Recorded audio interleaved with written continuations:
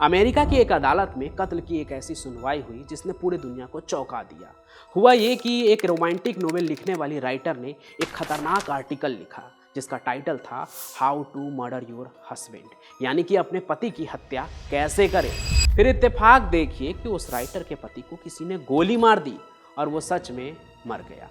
फिर अपने ही पति की हत्या के आरोप में वो पकड़ी गई, वो राइटर जिसने खुले मंच पर पति को मारने की बात लिखी थी। लेकिन सवाल ये है कि क्या उसने सच में अपने पति को जान से मारा था या फिर किसी ने उसके लिखे गए आर्टिकल को हथियार बनाकर उसके पति की हत्या कर दी थी।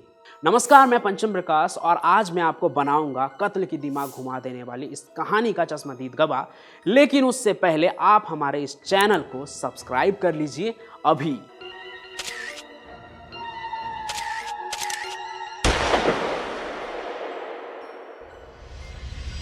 अमेरिका में एक शहर है पोर्टलैंड। वहाँ पर ओरेगन कुलिनरी इंस्टीट्यूट है। उस इंस्टीट्यूट में डैनियल एक शेफ थे जो वहाँ पर बच्चों को खाना बनाना सिखाते थे। फिर 2 जून 2018 को वहीं पर किचन से एक तेज आवाज़ गूंजती है। करीब सुबह के 7:30 बजे आवाज़ हुई तो वहाँ पर काम करने वाले दूसरे लोग किचन में भाग कर गए और वहाँ पहुँचा तो देखा कि डैनियल बदहवास वहाँ पड़ा है। उसे सीने और पीठ में 2 गोली लगी थी, लेकिन जान अब भी बाकी थी। इसलिए सभी उसे अस्पताल ले गए, लेकिन जान बच नहीं पाई।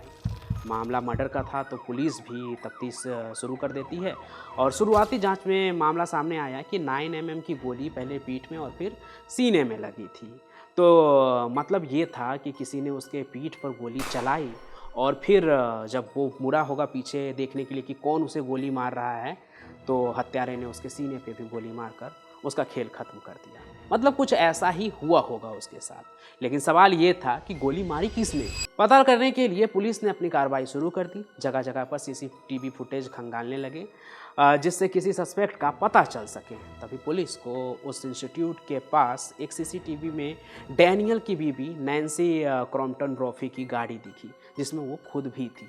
उसे देखते ही पुलिस का दिमाग घूम गया, क्योंकि शुरुआती पूछताछ में उसने कहा था कि वो तो पोर्टलैंड में थी ही नहीं, शहर से कहीं बाहर थी। और न सिर्फ उसने कहा था, बाकायदा उसने कत्ल के अगले रोज दुख जताते हुए फेसबुक पर एक पोस्ट भी लिखा था कि उसके पति का कत्ल हो गया है और दुर्भाग्य से वो कत्ल के वक्त शहर में मौजूद नहीं थी। अब जब वो शहर में मौजूद नहीं थी तो सीसीटीवी फुटेज में कैसे दिख गई वो? मतलब वो शहर में ही थी और कत्ल के 13 मिनट पहले वारदात वाले जगह के आसपास ही थी और पुलिस से झूठ कह रही थी। मतलब साफ था कि कहीं ना कहीं उसका अपने पति के कत्ल में इन्वॉल्वमेंट तो ज़रूर था। इसलिए उस पर मुकदमा चलना शुरू हो गया।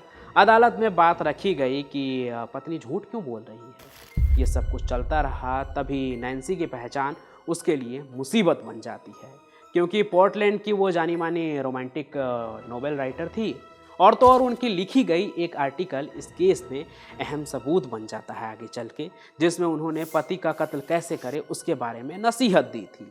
जिसके बाद वकील ने बाकायदा इस लेख का एक कॉपी जो है वो अदालत में पेश करते हुए कहते हैं कि नैन्सी ने बड़े ही विस्तार में अपने पति को मारने की असली मकसद और तौर तरीकों के बारे में खुलकर लिखा है, जिसके बाद उन्होंने हकीकत में इस पूरे वाक्य को अंजाम दे दिया और उसे अपने मंजिल तक पहुंचाया।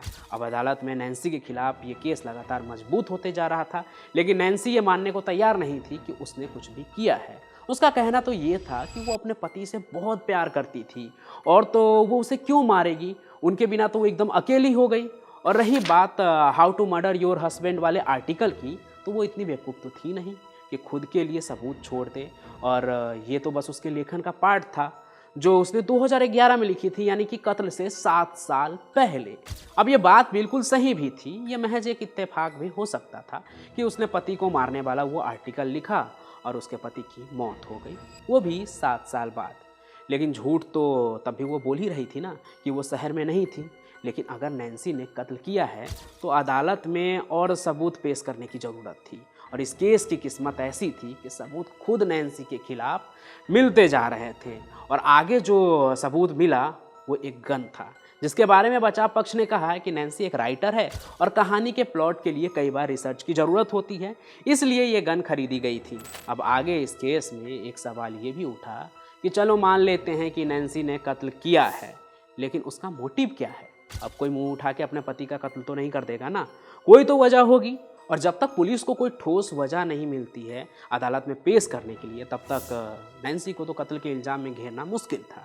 इसलिए आगे पुलिस ने अपने छानबीन का दायरा और आगे बढ़ाया इस एंगल पर कि कत्ल की वजह क्या क्या हो सकती है। फिर आगे के छानबीन और तफ्तीश में पता चला कि नैन्सी ने डैनियल के नाम से एक बड़ा बीमा करवाया था 1.4 मिलियन डॉलर का, यानी 14 लाख डॉलर का, जिसे अगर मैं आपको अपने यहाँ के रुपये के हिसाब से बताऊँ तो वो आज की तारीख में करीब 11 करोड़ रुपए की होगी। अब जहाँ कोई आम आदमी 1 करोड़ का बीमा करवाने में 100 बार सोचता है कि इसका प्रीमियम कैसे भरेंगे, वैसे में नैन्सी ने अपने पति के लिए इतना बड़ा बीमा क्यों करवाया, वो भी उस पति के लिए जो उससे 6-7 साल छोटा ही है, वो भी तब जब उसकी पत्नी की माली हालत ठीक नहीं थी। पत्नी क्या, उसके पूरे परिवार की ही माली हालत ठीक नहीं थी। क्योंकि पुलिस की तफ्तीश में ये भी पता चला कि बीते 5-6 सालों के दौरान नैन्सी और डैनियल ने अपने खर्च में काफ़ी कटौती कर दी थी। मतलब वो एकदम साधारण ज़िंदगी जी रहे थे, कोई भी फिजूल खर्ची नहीं, यहाँ तक कि वो गाड़ी भी ज़्यादा नहीं चला रहे थे। लेकिन तमाम कटौती के बावजूद भी नैन्सी ने बीमा की किस्त जमा करने में कभी कोई देरी नहीं की। उसने बीमा की आखिरी किस्त भी करीब 13 लाख रुपए का जमा किया था। मतलब नॉर्मल आमदनी वाला आदमी इतना बड़ा बीमा किस हैसियत से करवा रखा था, ये बात पुलिस को खूब खटक रही थी। और अगर कनेक्शन बिठाकर देखा जाए तो सब कुछ नैन्सी के खिलाफ ही था। और कत्ल करने का मोटिव भी था वो बीमा से मिलने वाला पैसा, जो उसे मिलियनर के लिस्ट में शामिल कर देता। पुलिस ने बाकायदा इस बात को अपने चार्जशीट में भी लिखा कि कत्ल करने का मोटिव बीमा से मिलने वाला जो रकम था वही है।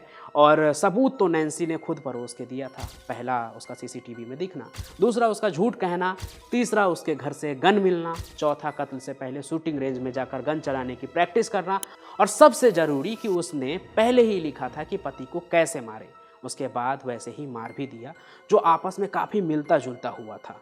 अब इतने सबूत काफ़ी थे जिससे कि नैन्सी को गिरफ्तार तो किया ही जा सकता था। और आखिरकार 2020 में नैन्सी को गिरफ्तार भी कर लिया गया कत्ल के 2 साल बाद। लेकिन इससे पहले कि नैन्सी को कोर्ट में आरोपी से अपराधी बनाने का प्रोसेस शुरू होता, दुनिया कोरोना महामारी के चपेट में आ गया। हर देश की तरह अमेरिका में भी तालाबंदी हो गई और अदालत का कामकाज जो है वो रुक गया, ठप पड़ गया। फिर ये केस 2 साल तक ऐसे ही लटका रहा। 2 साल बाद 2022 की अप्रैल में जब इस केस की सुनवाई दोबारा से शुरू हुई तो सरकारी वकील ने तमाम दलीलें पेश की जिसमें नैन्सी को अपराधी के तौर पर सजा हो। लेकिन जज ने दलीलें सुनने के बाद उस सबूत को दरकिनार कर दिया जिससे ये केस पॉपुलर हुआ था, यानी वो आर्टिकल जिसमें पति को मारने के तरीके के बारे में लिखा हुआ था। दरअसल जज का कहना था कि पति को मारने वाली वो कहानी जो है वो 7 साल पहले लिखी गई थी और कत्ल हूबहू उसी तरह से होना एक इत्तेफाक भी हो सकता है, इसलिए उसे सबूत नहीं माना जा सकता है। इसलिए ये जो कहानी है जिसे सबूत के तौर पर पेश किया गया है उसे सबूत के लिस्ट से बाहर किया जाए। अब भले ही जज ने उस कहानी को दरकिनार कर दिया, लेकिन बाकी सबूत यानी कि वो CCTV footage, mobile location, shooting range में उसका बराबर जाना, प्रैक्टिस करना और वो बीमा जो उसने पति के लिए करवाया था, इन सभी चीज़ों को मद्देनज़र रखते हुए अदालत ने 25 मई 2022 को नैन्सी क्रॉम्पटन ब्रॉफी को अपने पति के कत्ल के जुर्म में दोषी करार दिया और फिर अगले महीने जून में उन्हें उम्र कैद की सजा दी गई। नैन्सी ने उस उम्र में अपने पति की हत्या कर दी जिस उम्र में जीवन साथी का साथ सबसे ज़्यादा जरूरी माना जाता है, यानी बुढ़ापा, जब उनके बच्चे भी उनसे दूर रहने लगते हैं और बच जाता है सिर्फ जीवन साथी जो मरते दम तक आपके साथ रहता है। लेकिन नैन्सी ने पैसों के लिए उसे ही ख़त्म कर दिया। ऐसे केस को देखने के बाद आप किस पर भरोसा कर सकते हैं ये तय कर पाना बड़ा ही मुश्किल हो जाता है। लेकिन आपको क्या लगता है वो हमें कमेंट करके ज़रूर बताइएगा। बाकी हम हर रात 8 बजे एक ऐसे ही क्राइम की चौंका देने वाली कहानी के साथ मिलेंगे। तब तक के लिए धन्यवाद।